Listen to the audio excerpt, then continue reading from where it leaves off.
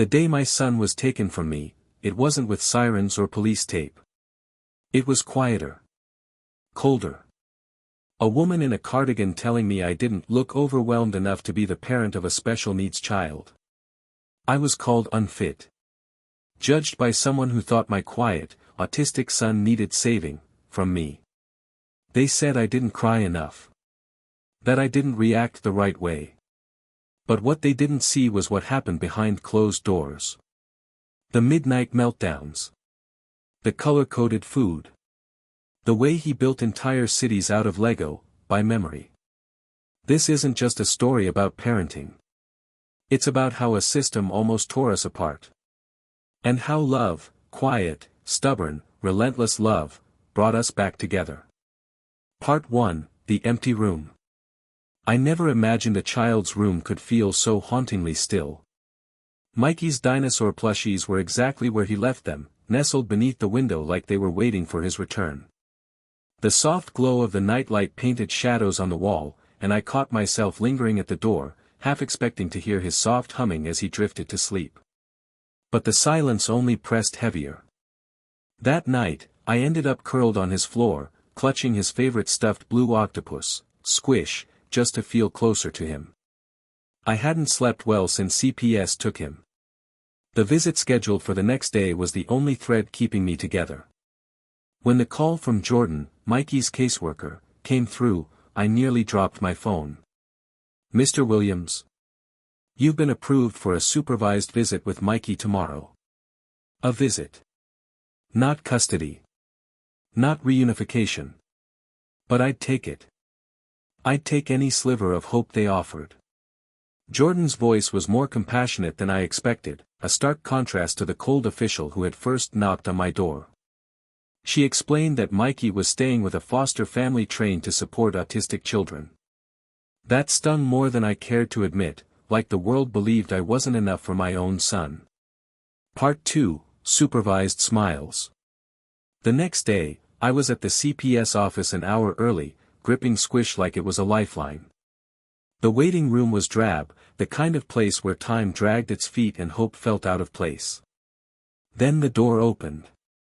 He ran toward me with the speed only a 6-year-old could manage. "Daddy." That single word cracked something inside me.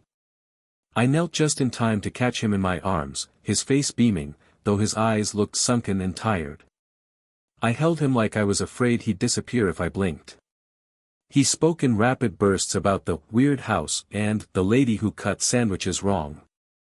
I laughed through a lump in my throat. My kid, brilliant, quirky, too sensitive for a world that didn't understand, was still himself. But the hour passed faster than I expected. And when it came time to say goodbye, it was a scene no parent should endure. He screamed, clung to my arm like a drowning boy grasping a lifebuoy. I tried every calming technique we had practiced together, counting, breathing, pressure points. Nothing helped.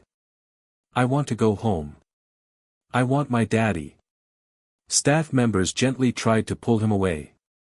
My instincts begged me to fight back, to refuse to let go. But I knew I couldn't. Not without making things worse. I watched them carry him down the hallway, his sobs echoing in my chest. And then I cried. In my car. Alone. Part 3, Accusations in Disguise. Back home, I opened my laptop, praying for something to shift in our favor. And there it was, an email from Dr. Chan. Her report strongly endorsed Mikey's home care setup, his routines, his therapy, all of it. I forwarded it immediately to Elizabeth, my lawyer and now, my unflinching anchor through this mess. The phone rang again. It was Mom. CPS called. "They're inspecting my house tomorrow to consider temporary custody." That should have been good news. If Mikey couldn't come back to me, at least he'd be with family. But then she hesitated. "They also said, there were new concerns raised about your care."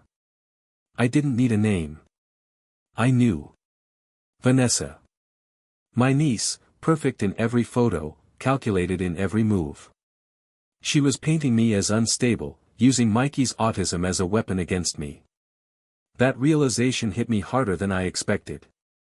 I called her. I shouldn't have. Her voice, crisp and composed, was devoid of remorse. I'm simply concerned for Mikey. He needs more than what you can provide. My hands shook. I tried to argue, to defend my parenting, to cite the specialists and therapies. You let him ruin my rehearsal dinner. That says it all. That was her truth. Not mine. I hung up before I said something I'd regret. But the damage was done. She wasn't just sabotaging me.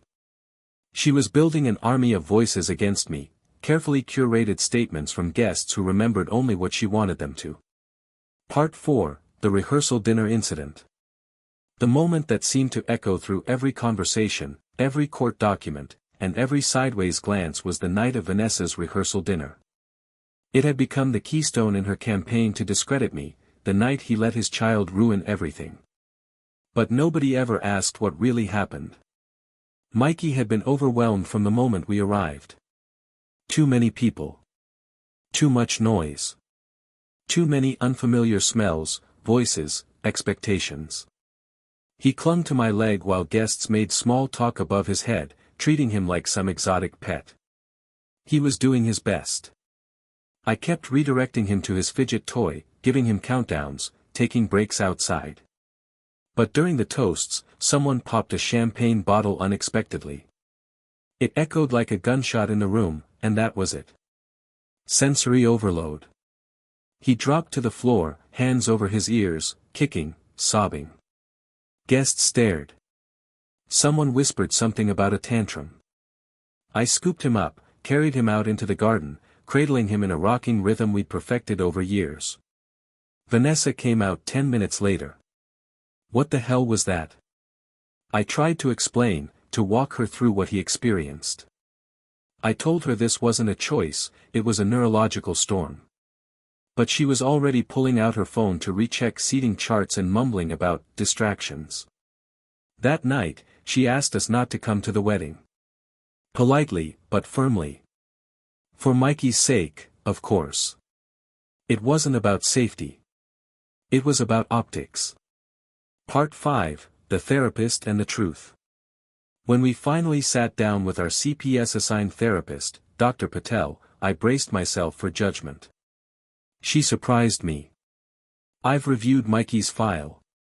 He's not neglected. He's thriving, socially atypical, yes, but well supported at home. She asked thoughtful questions.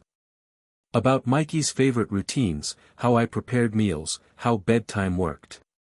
I told her about our shared obsession with vintage trains, our weekly pancake Sundays, the stimmying dance we did before school drop-offs.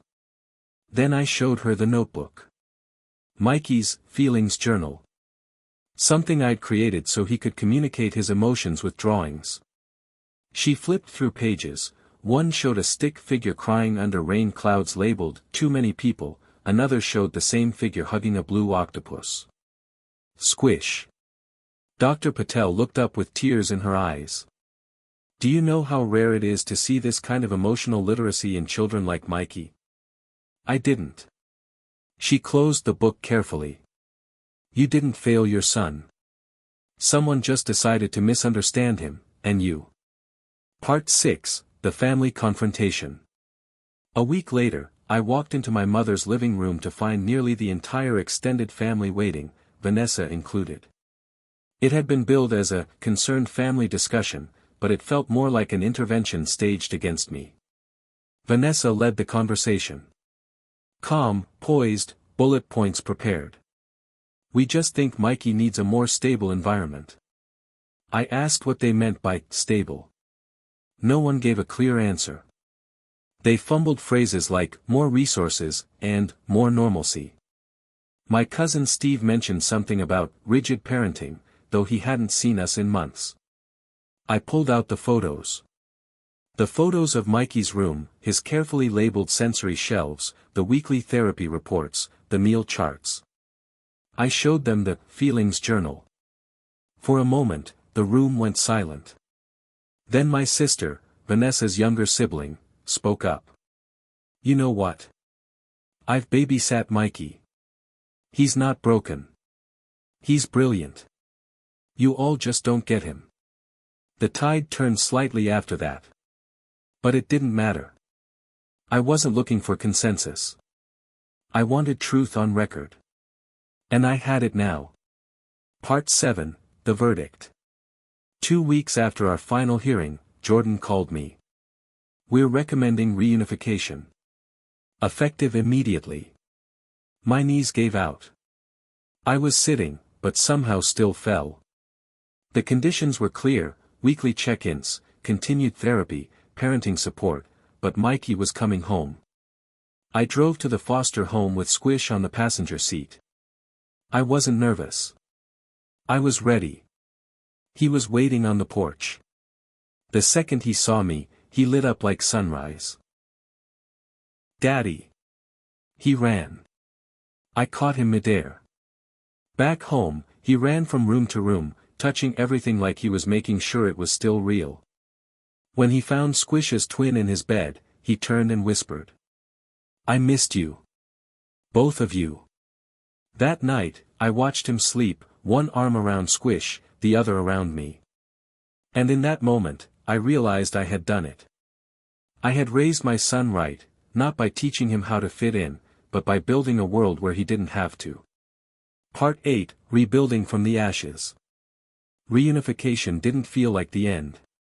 It felt like the beginning of a more honest chapter. At first, Mikey wouldn't let me leave the room, even to pee. He'd follow me silently, Squish in one hand, the other holding a corner of my shirt like an anchor. If I showered, he sat outside the door. When I cooked, he'd watch every move I made like he was afraid I'd disappear. I didn't push him. Instead, I narrated everything. I'm just boiling pasta, buddy. Not going anywhere. I'm taking a shower. You can sit outside the door and ask me anything. Little by little, he began to trust that I wasn't going anywhere again. That this time, no one was going to whisk him away because they misunderstood the way he flapped his hands or avoided eye contact or melted down in bright lights. I restructured our routines to be even gentler. Mornings started with soft music and cuddles. Afternoons included walks in quiet parks. Evenings ended with drawing together in his feelings journal. We had rituals now. And that gave him power. Predictability. Peace.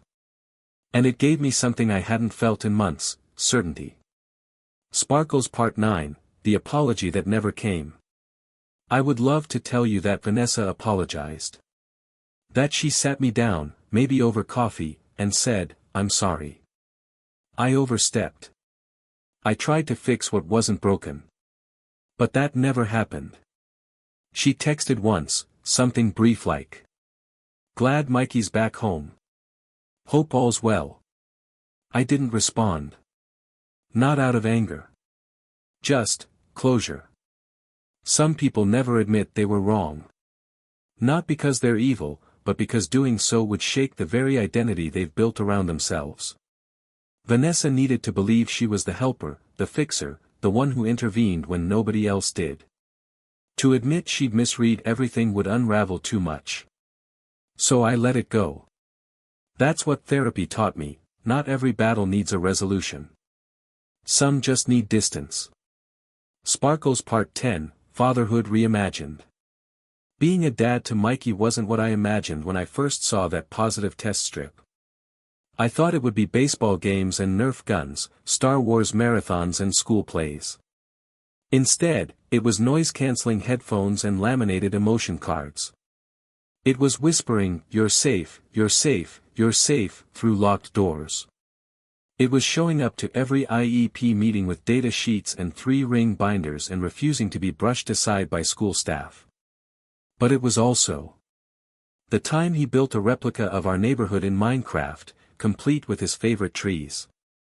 The way he tells jokes now, even if they're always about trains crashing into spaghetti. The way he leans into me during storms, trusting I'll keep him grounded. And yeah, maybe we don't have the Star Wars marathons. But we have trained documentaries.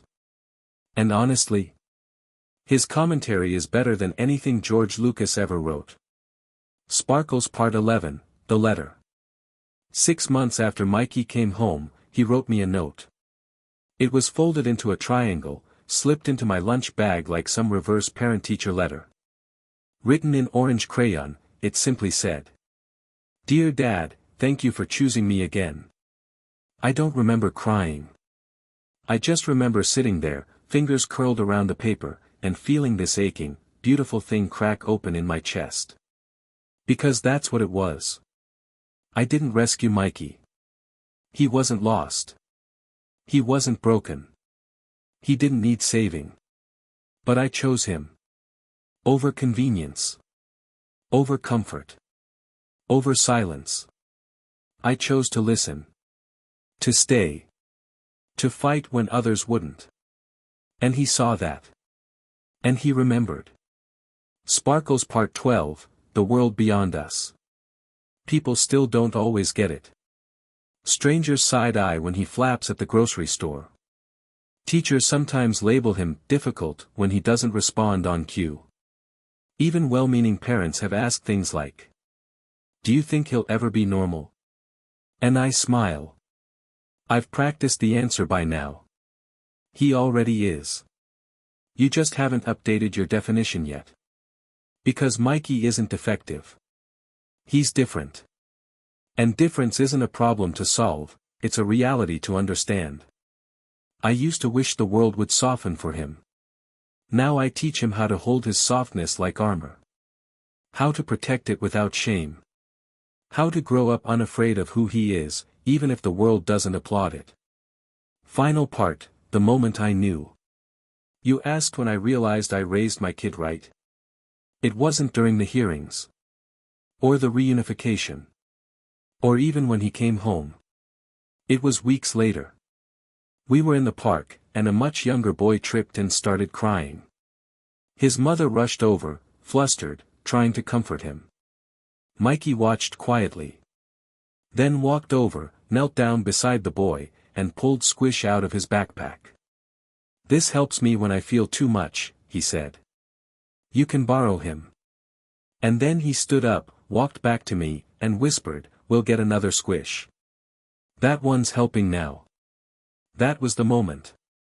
Because I saw in that gesture the kind of man he might become, not hardened, but aware.